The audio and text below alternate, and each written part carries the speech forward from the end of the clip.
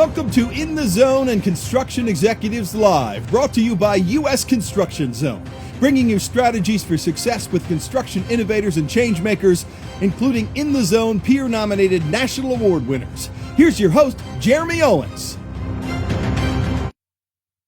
Hi there. Welcome back to Construction Executives Live. I'm your host, Jeremy Owens, owner and founder of U.S. Construction Zone and 3 Generations Improvements out here in sunny Northern California, where we just broke out our long sleeve shirts. Don't worry, it'll be 70s today.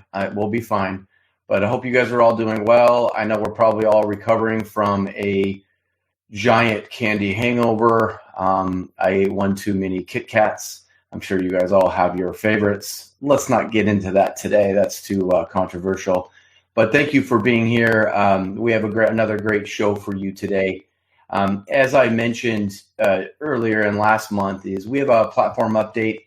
We've had some situations and customers and clients ask me about creating a referral program that's easy to use for our clients.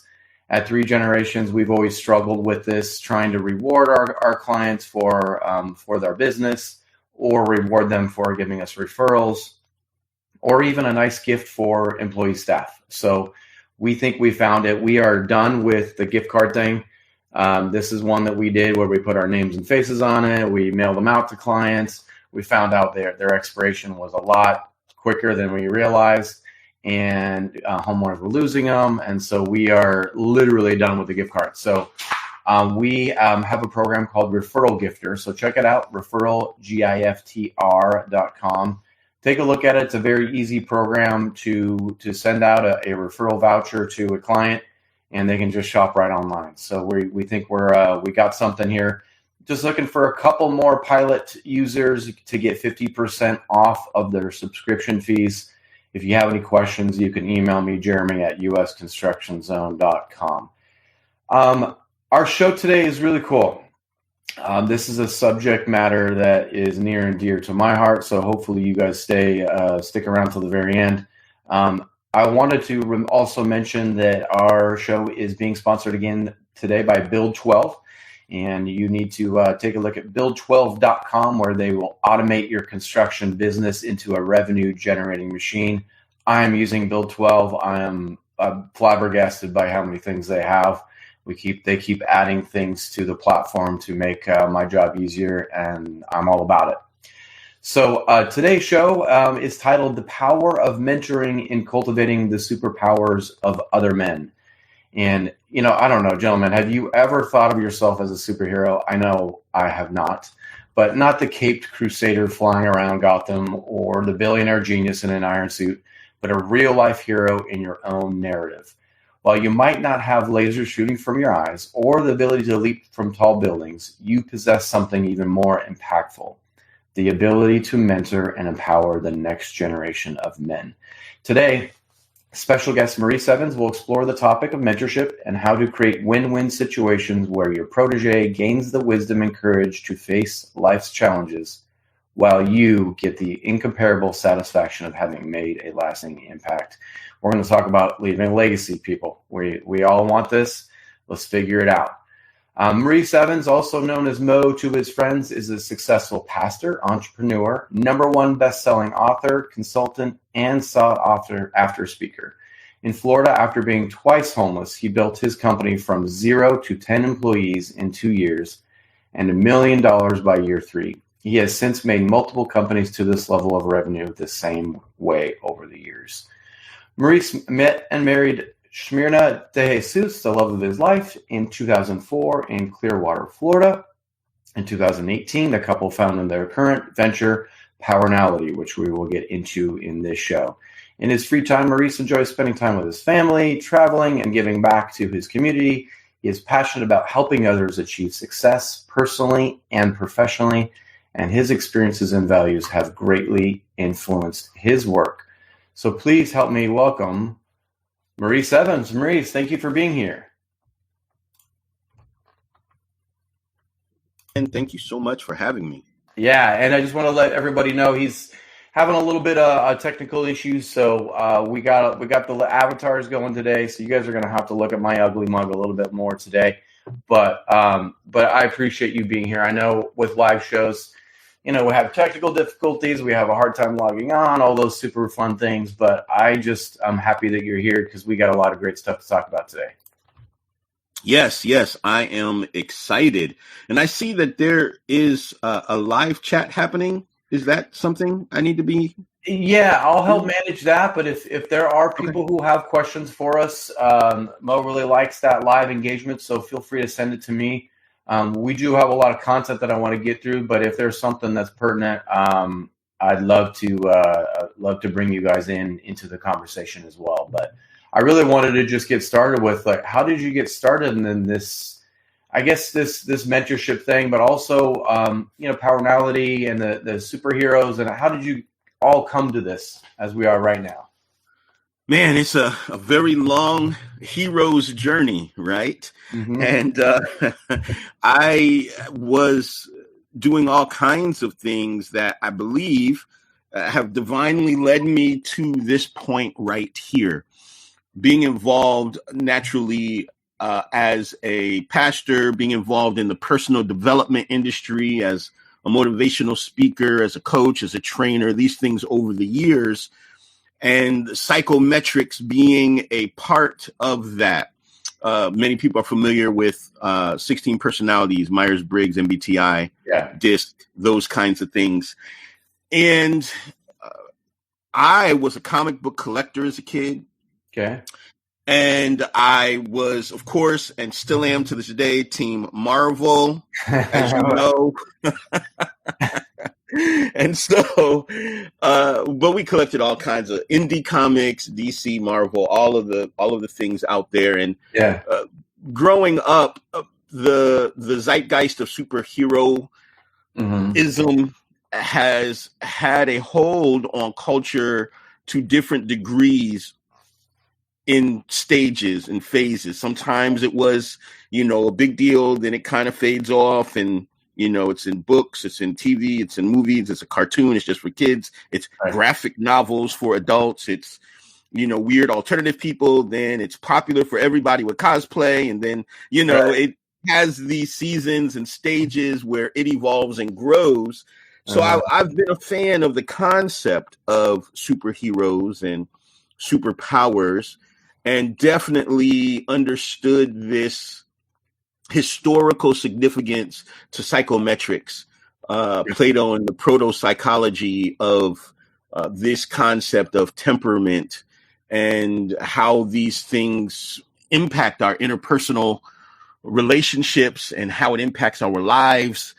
And so in 2017, my wife and I began, and these interestingly enough began as emojis, and then which were text based, so exclamation marks and plus symbol, and so it wasn't even smiley faces. It was very interesting.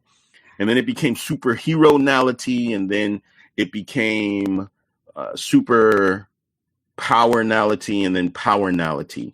Okay. Finally, it's what we have become today, and what you see on the screen are the primary character types, including the hybrids, and those are all the superheroes.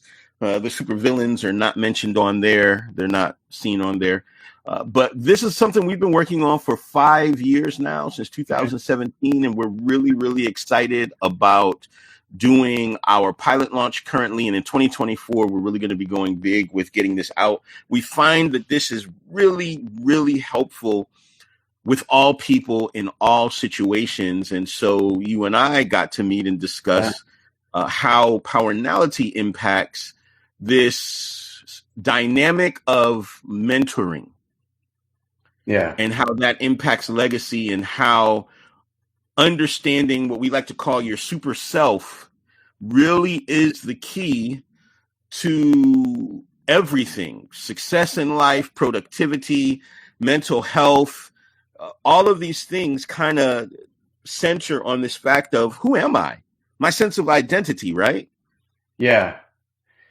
Yeah, exactly. I mean, it's so strange. I mean, as I think about construction in our industry, and the reason that I read your article in the Good Man Project, and like there's all these things that, in our industry we struggle with relationships, especially with other men, we struggle with this finding or wanting help, whether that's a mentor or whether that's a marriage therapist, right? We, for whatever reason, we panic. And I think there's a weakness factor where we think that we're being weak. But I really like the superpower power component to this because, like you had mentioned, that all of these superheroes have a personality trait that can be associated to you. And I know that you were working on also that personality test. Is that something that's going to be rolling out this next year as well? Absolutely. So we do private assessments currently. We're in the process of certifying individuals. We just actually last week had a gentleman who graduated with his level 1 certification. So shout out to David. And so we are training people and teaching them how to go into organizations and in their communities to help people with that. In fact, I believe David is in something called Trail Life, which is very similar to Boy Scouts. Okay. And they have a very strong mentoring component. So I think he's going to try and incorporate some of that in what he does there. He's also a corporate coach. So he's going to be bringing that into cultures and organizations. That's the beauty of this. This isn't just for men. It isn't just for mentoring. It isn't just for couples. It isn't just for families. It isn't just for children. Right. It's for all humans. Right. And that's what I love about this is how it amplifies the superpower of every individual. An interesting dynamic occurs that we've noticed when people begin to identify and activate their super self. Mm-hmm. And they realize that they were born with superpowers and that their personality is their superpower, and they're okay to truly express themselves in the way that they're built, in the way that they're created. It brings not only a sense of confidence to them and clarity to them, but it also gives them an ability to recognize and respect the superpowers in others. Right. And so it changes the way that we interact with everyone. Mm-hmm. Yeah. Every relationship we have with a stranger, with our spouse, every relationship suddenly changes. Yeah. And it's like we always have this focus on our weaknesses, right? And I think that's even starts in school, which really bugs the crap out of me. Is like, oh, you're not good in this subject. Well, but you're fantastic in this other one. Let's not focus on that fantastic one. Let's focus on this one that's really that you struggle with. And I think that it's sad that that's also the case when it comes to someone's personality a lot of times, right? Like, absolutely, instead of focusing on those positive things that make you become a great person, you're focused on those negative things, and then you live your whole life thinking about the negative things the whole time. And that's the challenge, right? So you have a baby Incredible Hulk, and you put him in an environment where everyone has to go super fast. He's surrounded by the Flash.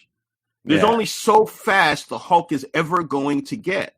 And they're upset when he's smashing things. They're upset when he's lifting things. We just need you to go fast. We really don't need you to bring all the strength all the time. Yeah. And so that becomes a challenge, right? And the same thing in reverse. The Flash, they're like, we really need you to be a lot stronger. He's surrounded by all these Hulks. And he's like, come on, we need you to smash some stuff.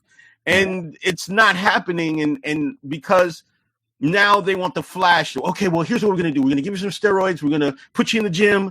We're going to change your workout routine, and we're going to change your diet and nutrition. And that's all fine, but he's going to get an incremental change in his strength.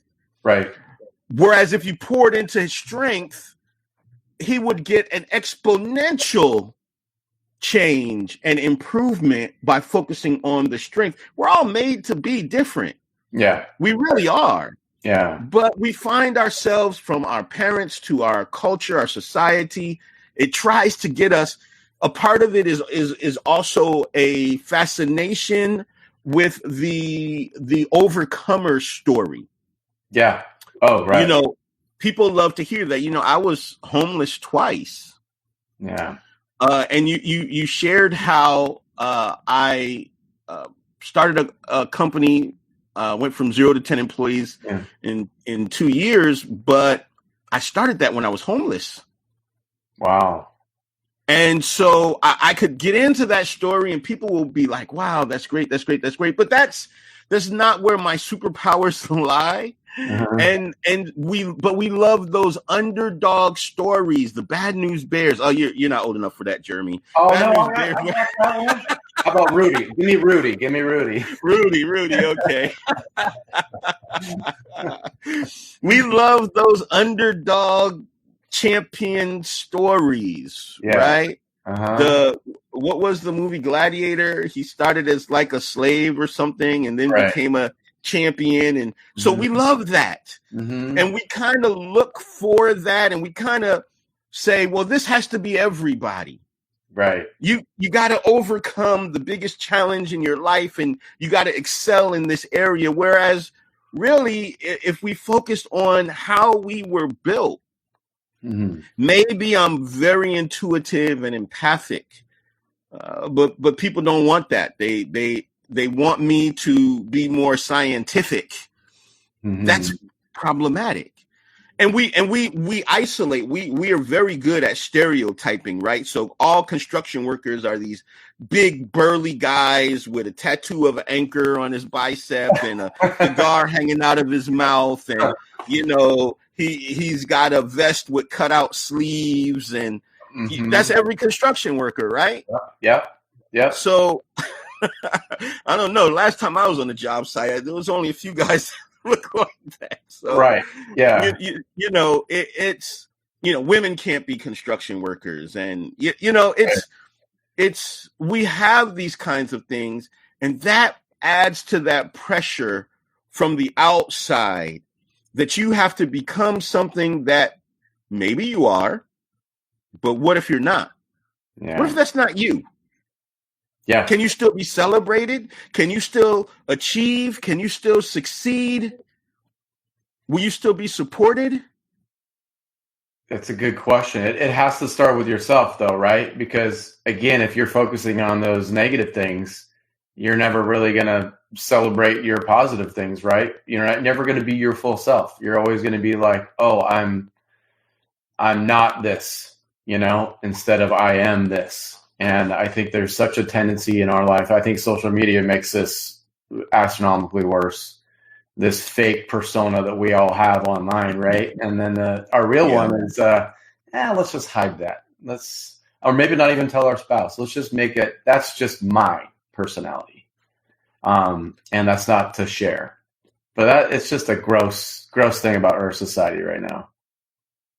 It's the Instagram filter perspective that we put out there has added to the detriment of this dynamic. Yeah. Mostly because I think that some of us who are older lived in the era before social media. And what we don't understand is that we still had that Instagram filter in real life. There is a way that you're supposed to behave in the boardroom. There's a way that you're supposed to behave on the work site. Yep. Now, granted, on the work site, some of that behavior is safety related, right? All right, guys, stop horsing around.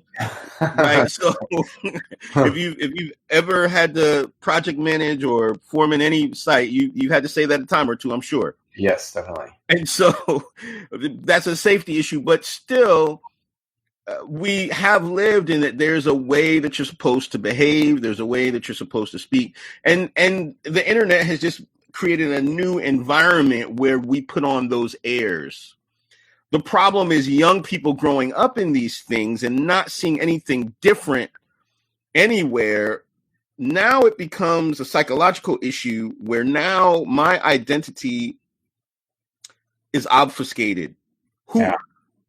I'm faking it till I make it, but now I've become what I have faked. Yeah. But I am not really that thing. So now I'm dealing with this imposter syndrome, and I'm not sure who I am, and there's a mental stress and anguish that comes about. Right. Yeah. These are all societal pressures. At some point, we have to come to terms with who I am. When I was a teenager and a very young man in the workforce, somebody told me I was complaining about the job that I had and how much I was being paid, or rather the lack thereof. And someone said, young man, no one's ever going to pay you more than you demand. Mm-hmm. No one's ever going to pay you more than you think you are worth. Right. And so a big part of this identity is people have to be taught how to treat you. Mm. You have to command and demand how you want to be treated. But what if you don't know how you want to be treated? Right. Yeah. Never been modeled it. Right. Yeah, no doubt. We kind of started a little bit with why do men struggle with this, the seeking help, whether, like I said, therapist, mentor. I know that there's some natural instinctual things about us that don't want to ask for help. What is that? And how do we check ourselves a little bit more, whether that's our ego or being vulnerable? How do we become more well-rounded men in terms of asking for help? I mean, that's huge right there, right? Getting to the place where we can ask for help. I think it's important. This is where mentoring comes in, the modeling, right? We have these things called mirror neurons in our brain.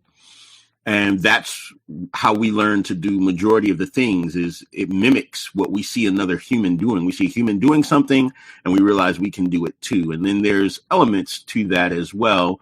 Age related, gender related, these kinds of things also tie us in with these elements of our mirror neurons. But we follow most of what our parents do because we observed it. And so we mimic it. The mentoring is an extended version of this. This is what initially happened when we had a society where there was a master at something, and then that master would have an apprentice, right? The apprentice comes in and learns under the master craftsman of how to do whatever it is, build guitars, forge swords, whatever it may have been.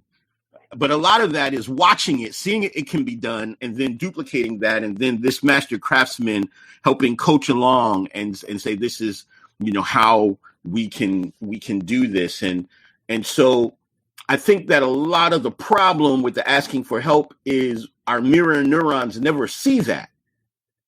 We don't witness men that we respect asking for help. We witness men behaving as if they have it all together. Ooh. So now our mirror neuron tells us I'm supposed to have it all together. Everywhere that I've worked on, now I'm my own GC, right? But, I started out working and as I was working and I came in as, apprentice and I'm learning, I'm starting on the trade, I'm following everything, but it seems like everybody there, as I go up and become a journeyman, as I go through the ranks, it seems like everybody seemed to just have it all together. They always had the right answer. They never had any stress or problems or concerns because that was what they put on. That was the image that they presented. And so now I think that's what's supposed to happen. And so they never asked for help. They never talked about asking for help. They never really encouraged me to ask for help in a safe way. And so now that I'm there, I believe from my mirror neurons, everything that I've seen, I'm supposed to have it all together. Now on the inside, I've got all this turmoil. Yes. Because now I feel inadequate. Now I feel like, man, I'm not good enough. I'm not as good as, the guy I used to work with or work for, or the other guys, or because everybody's pretending that they have it together. So that's the first big issue when we talk about men and asking for help and mentoring, is we don't see enough of it amongst ourselves. Right. So go back to it. So as parents, we're modeling our parents so much, right? But then we enter in our career path, right? And then we stop that, right? Now that I'm a man and I've reached the point of I'm entering my career, then that kind of stops, right? Especially in construction, you're still not seeing anybody model that mentorship role or seeking help. So you just continue down that same path. But we have like an innate desire, right? An actual God-given tug in our heart to have that community, that mentorship, mentee role. Like that is a part of us, whether we want to, admit it or not. And like Corey said here, master and apprentice, like we miss this generational storytelling of I need to learn, like I learned from my grandpa and my dad in construction, so that it just doesn't go away, right? Right. This organizational memory, this generational knowledge, that's the challenge with us passing away, because every person who passes away takes some knowledge with them. Yeah, we generally feel as human beings that each generation feels it's smarter than the last one, but that's actually not true. I mean, we still don't know how the pyramids were built. Right. Without the things that we have today, where was their excavator? Where was, Caterpillar's pretty old, but it's not that old. So, I mean, we just are, there's certain things we don't even understand about ancient technologies. So the reality is we lose a little bit with every generation. Right. And so this makes mentoring and this master apprentice so much more. Here's how we learn anything significant. It's kind of 4 stages, right? If you're my mentor, then what you're going to do is, Jeremy, you're going to say, okay, I am going to do this thing. Mo, you're going to watch me do it. And afterwards, we're going to talk about it. Mm. Yeah. And I'm going to do that for a while because I need to see. I don't touch that because that's hot. Right. This is heavier than it looks. I need to make sure I safety first. Mm-hmm. Put my goggles on. I'm talking to everybody out here. Yeah. Put your goggles on. I don't know why everybody feels they put on masks but no goggles. Stop it. Put your goggles on. You only got 2 eyes. Okay, so now you have that approach. I do, you watch, we talk. And then now I've been watching for a while, Jeremy. You're like, okay, Mo, let's kick it up a notch. Now you say to yourself, Jeremy, you say, okay, I'm helping you here, Mo. I'm mentoring you. I'm going to do, you're going to help, and then we talk. Yeah. Right. So now I'm a helper, and then I'm probably just carrying your tools. I'm probably just passing you. But see, I've watched enough that I know what they are when I say it. The very love of my life to this day still does not know what a Phillips is. Baby, can you hear me? My Phillips screwdriver. Is that the flat one or it's the star, baby? Still, we're going on 20 years of marriage. She has zero interest in any of this kind of stuff, but so that it's not helping. Because she doesn't watch me do these things though. Right. That first part is important because that first part is giving you vocabulary. That first part is giving you identity. That first part is giving you awareness. That first part is giving you familiarity. It's hard to help if you're unfamiliar. Right. Yeah. And we talked a little bit about this community aspect to mentorship. If you don't have people that you're rubbing shoulders with where you want to emulate, right? I found a mentor and he's someone who I want to emulate. I want to be more like this person. Whereas if you don't have that, there's this community pull that you have where you start putting yourself in these camps. Like we talked about it on the phone, whether you're a Swiftie or whether you're this or that. I know my daughter is a giant Swiftie and she's part of this community. It's these like-minded people who love the same thing. And there's the obvious. Are you a Swiftie? I'm not. I'm not. I'm not. That's so shocking to me.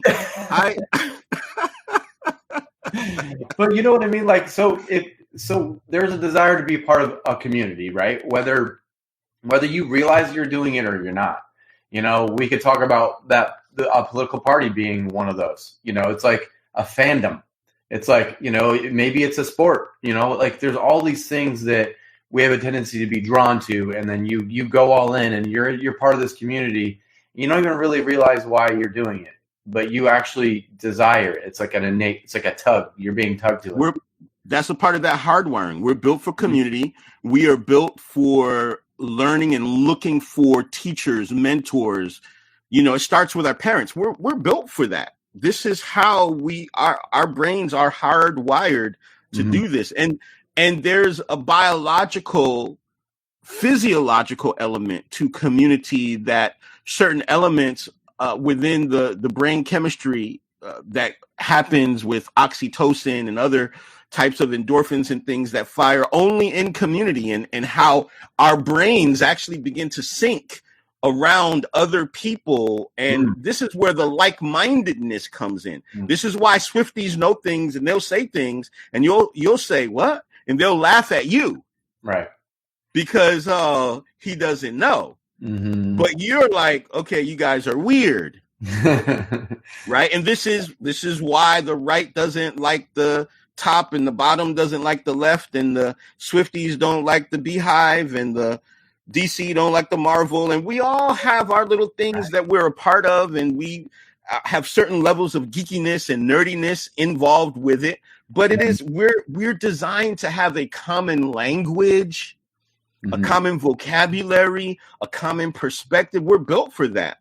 But the problem is that over time, we have gotten more and more segmented, and instead of being diverse in our communities, we're more and more homogenous. So we want people who only speak like we speak, and look like we look, and talk like we talk, and think like we think.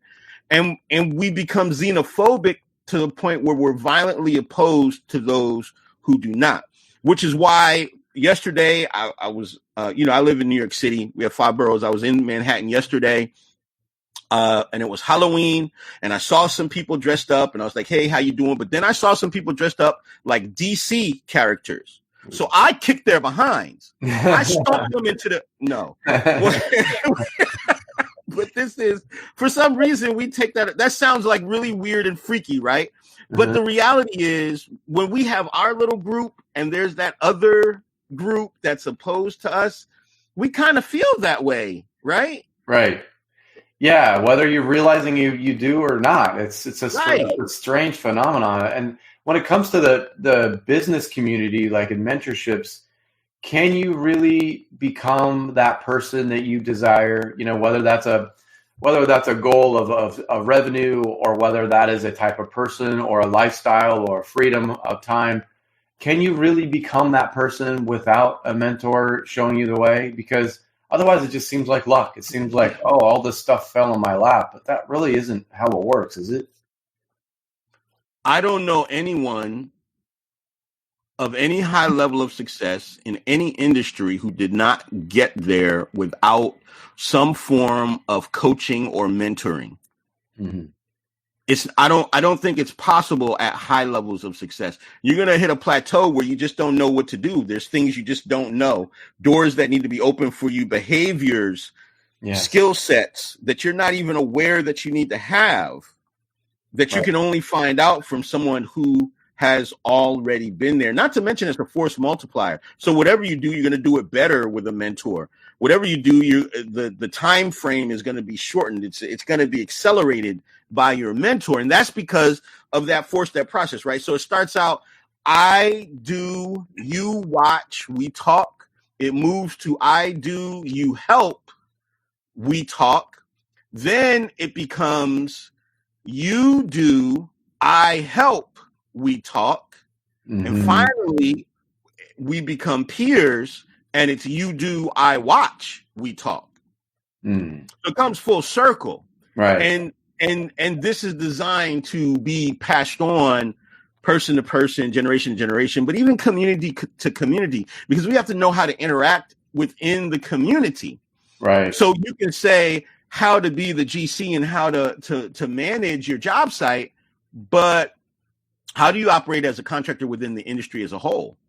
How do you interact with other GCs? Mm-hmm. How do you interact with government? How do you interact with the clients that are hiring? How do you learn those things? Right. That's now more on a community basis. Mm-hmm. So understanding who you are is the beginning of this, because if you don't understand who you are, how can you help somebody else understand who they are? If you're not learning, you really can't help somebody else learn. So true, so true. And it reminds me of, like I said, how I met you was from that Good Man Project article, and it was titled "Unleashing Your Super Self: The Power of Mentoring and Cultivating the Superpowers of Other Men." And you wrote something in there that that I wanted you to touch on. Those you basically have the described 4, I guess, personality traits or types of people: commander, energizer, protector, and calculator. And like you were saying, like if you don't know where you are, where your skill sets are, then yeah, it's like you haven't learned enough to become a mentor, right? Otherwise, it just feels like you're just talking at somebody, like this is what you should do. And like, you're just, I don't know, how productive can that be? You really want to have a clarity on who you are. The Good Man Project have a series of articles coming out with them, and these articles are all related to men mentoring and how your superpower impacts that. And so we do talk about the difference between the 4 types of superheroes, right? We call them the commander, the energizer, the protector, and the calculator. Each of these represents the superpower within your personality. Your personality, we can all agree your personality has strengths. So we just call those strengths superpowers. Okay. And so what we do is we just help people understand the dynamics of these characters are custom created that kind of visualize some things that are superpowers within these types of individuals. Some individuals are more outwardly expressive. Some are more inwardly thoughtful. Some are more people and feelings and emotions oriented. Some are more task and objective oriented. And it is those combinations that kind of determine where you fall on this scale. Once you understand who you are and your superpower, well, now you can kind of understand how you're going to approach things. Our brains stem very specifically responds to stimuli, and multiple stimulus will cause it to determine and identify what it's seeing. Right. And from there, how does it want to respond? And so some are drawn to things, some are more decided to take action to move away from things. And we can all look at the same exact thing, but depending on how we're built determines on, do I see that as something friendly, or do I see that as some sort of threat? Do I see it as something I should attack, or do I see it as something I should retreat from? Right. Even locus of control. Locus of control is where, how do we believe circumstances impact us? If I have an internal locus of control, then I believe that I exert my will on the environment and I adjust life circumstances. If I have an external locus of control, I believe that the external situation and circumstances has an impact and control on what I can experience in life. And all of these, none are better than the other. None are right. None are wrong. They're all just different. And they're very different in their perspective, very different in how they identify, very different in how they address things. And that's where we kind of get into issues sometimes, because somebody doesn't see things the way we do. Right. Or they don't act the way we do. I'm the Hulk.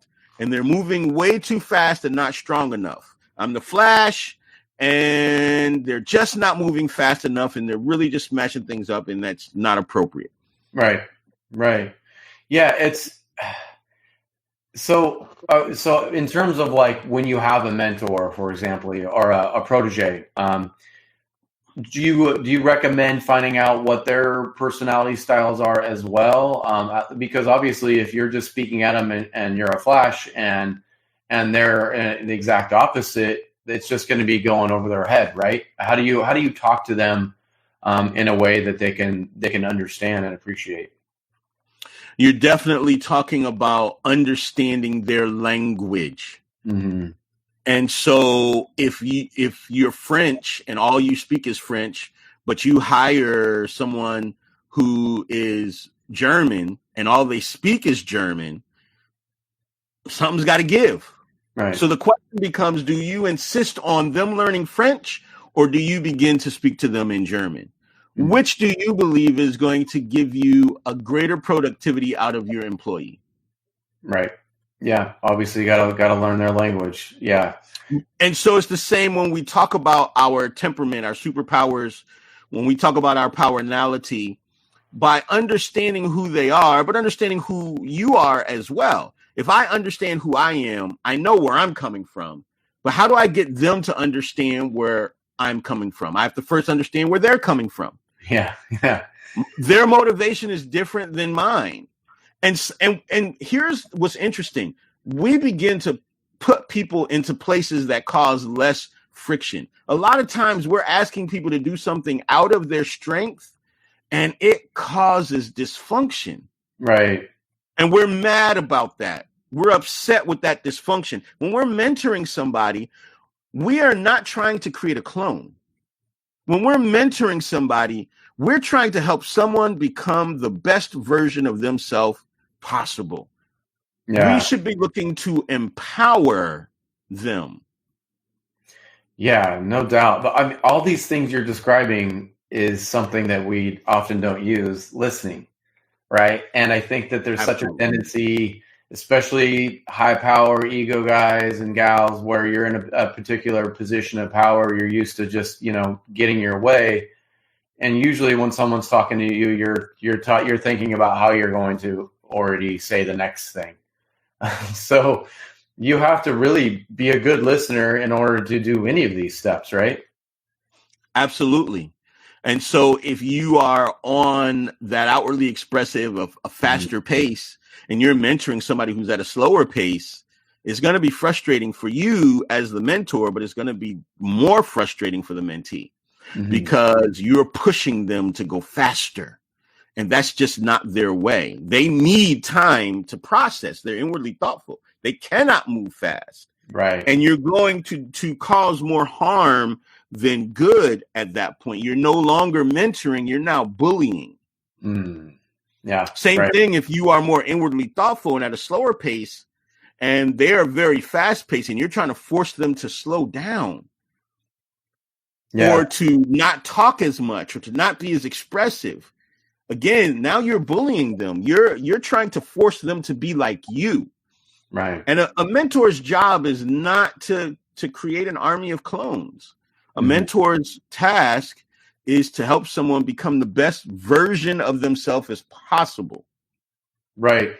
Yeah. And there's this great thing that happens. I mean, I know I go to lunch with a kid, an elementary school kid, as like a mentor-mentee relationship. I've been doing it for years, and so often said that when you are serving somebody or when you're giving back to somebody, they usually give you more rewards than you give them. And that's definitely the case in this circumstance. But why is that? And why is it important to not think of this as a knowledge transfer relationship? How do we get to those deeper levels of life where you can really make impactful waves in someone's life? Not just hey, how you do marketing is, hey, how's your life? How's your, marriage? How are your kids? Like those bigger things. Man, that's huge. Great question. And it goes back to it's better to give than it is to receive. That love expresses itself through giving. Mm. And so love being a choice, as a mentor, we should be loving the person that we are mentoring. Now you're talking about a level of expression that for many men becomes very, very difficult.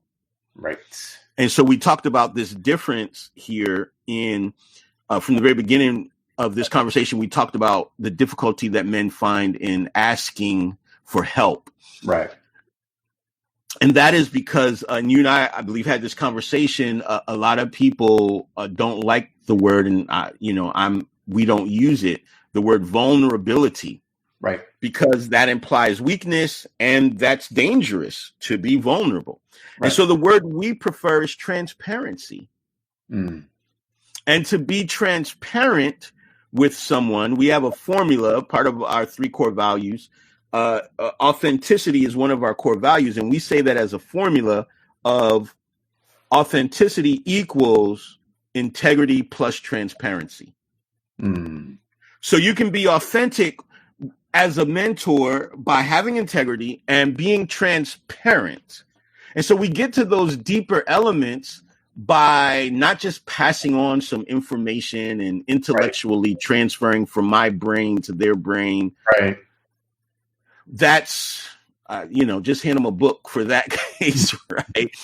When you truly are transparent and talk about, hey, you know what, when I first did this, or, one of the challenges I'm facing right now, or, this is difficult for me. I still to this day face this.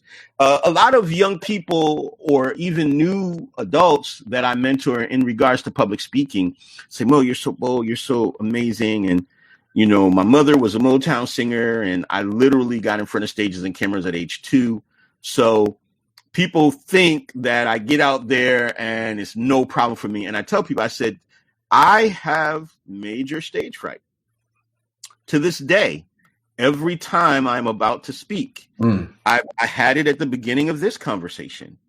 Oh, I always have it. Nobody knows this. Well, Mo, why? That doesn't make any sense. I see you. Nobody can see it. It's yes, because I've learned to work through it. I've learned to understand that physiologically, anxiety and excitement are the exact same process, the exact same systems. So I tell them, I said, listen, it's okay to be afraid. I'm afraid every single time. I just do it afraid. Wow. And I let them know. I get butterflies in my stomach. My palms start to sweat. So yes, but guess what? As a result of the hard work, I make it look easy. I love the Olympics. As human beings, we love watching people in a state of flow. Yeah, for sure. And the Olympics, that's all it is. What's the little game with the scrubby broom and the little Roomba that they push around?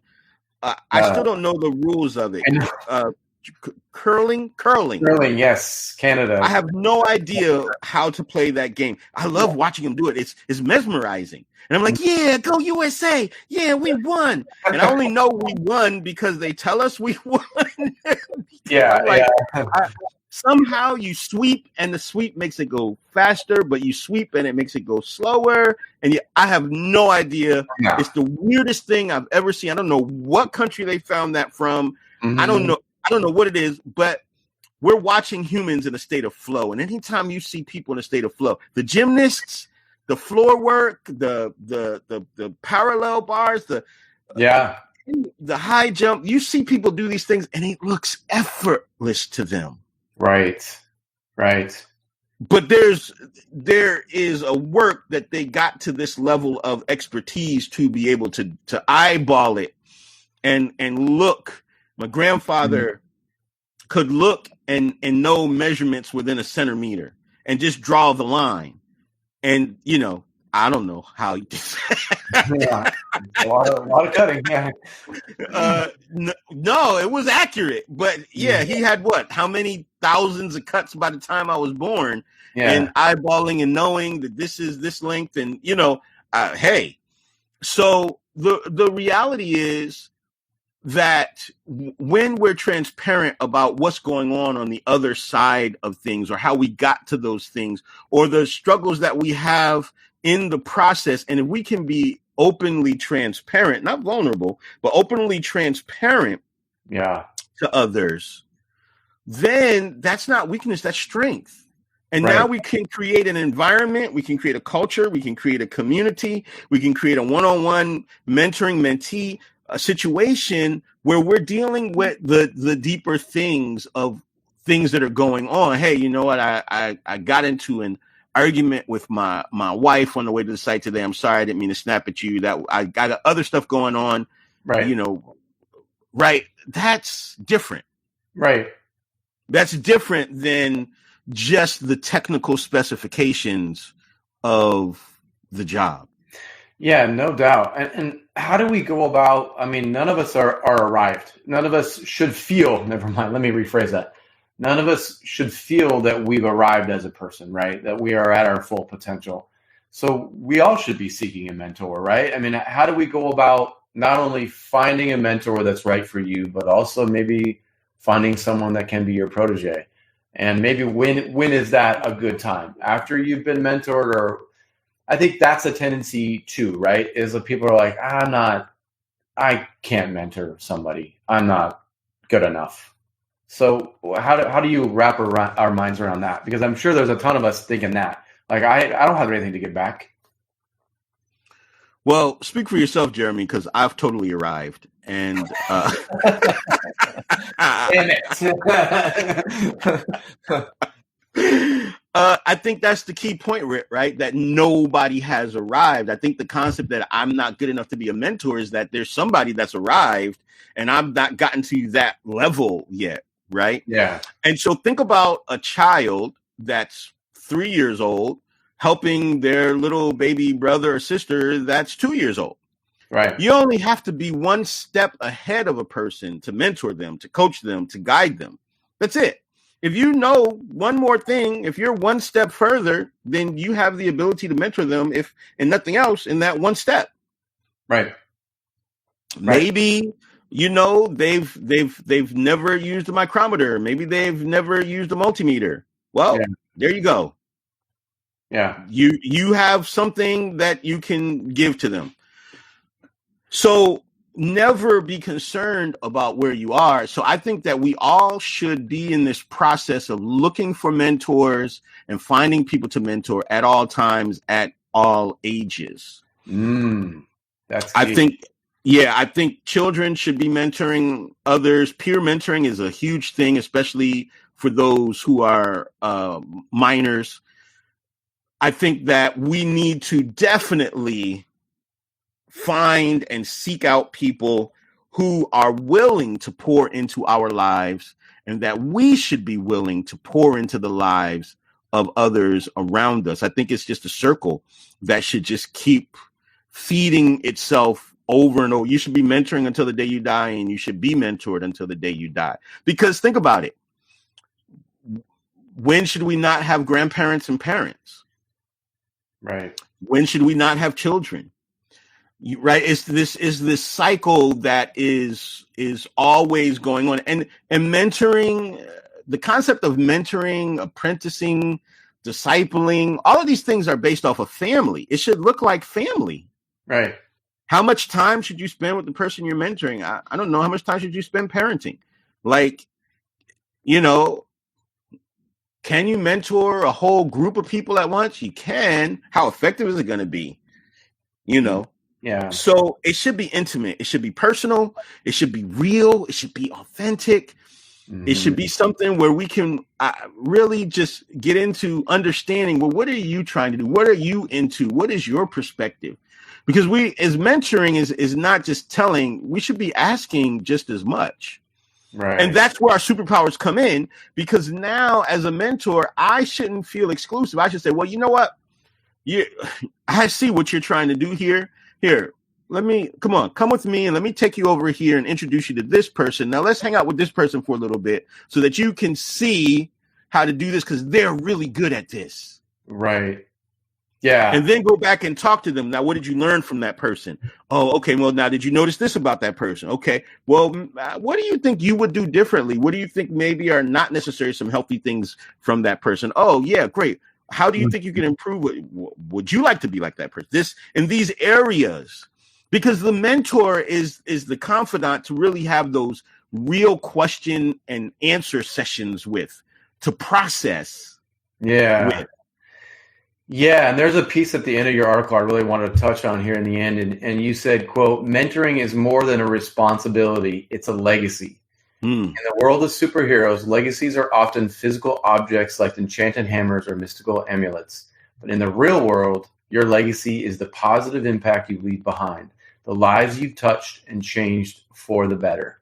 And as a person, me speaking, I have this innate desire to leave a lasting legacy in the construction industry. I don't know why that is. I don't know where that comes from. And I don't know why that's a goal of mine, but I can feel it. And so why do I have that? And why is this mentoring such a huge component to doing that? Like if I'm not doing stuff like this, I feel like when I'm doing this and I'm bringing someone like Mo to all of my community, and this message will live on, and I want people to hear these types of things. So why do I have that, and why is it important for you to pass that on, to leave a legacy? I think it's built into us as well. The ancient scripture says that man was given dominion over the planet, right? And so I think that this is a part of that desire for dominion, and that's passed on generationally, that's passed on as a legacy into our children and through our communities and through our tribes. Right. The tribal aspect of it, that our tribe would have impact, that our names would not be forgotten, that we leave something for posterity, that it goes further and further through each person that we touch, who can also touch. Thank God to Mr. Phillips, whoever that was, because otherwise we'd be stuck with these little slots all the time, right? So they're lasting legacies. So, that's right. I don't know what we would do if we didn't feel like we needed to have an impact greater than our time on this planet. Right. We probably wouldn't have much. If we want to think bigger, we want to think beyond, and we want to be a blessing to other people, that what we did was foundational, was key, was core, that others can build off of that, and they can have legacy, and that all our legacies are tied together. I think it's just passed on to us from the Creator. I think He desires legacy. I think we desire legacy as a result.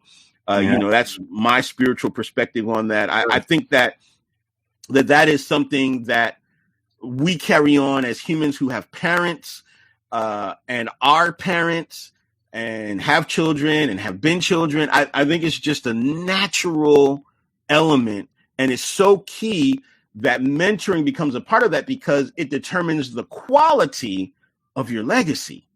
Right. If you're not mentoring, then your legacy is not going to be good. And of course, how you mentor. I mean, there's some people who have a legacy and they mentored very strong, and we're not really excited about, the legacy that Genghis Khan left, or others that could be mentioned.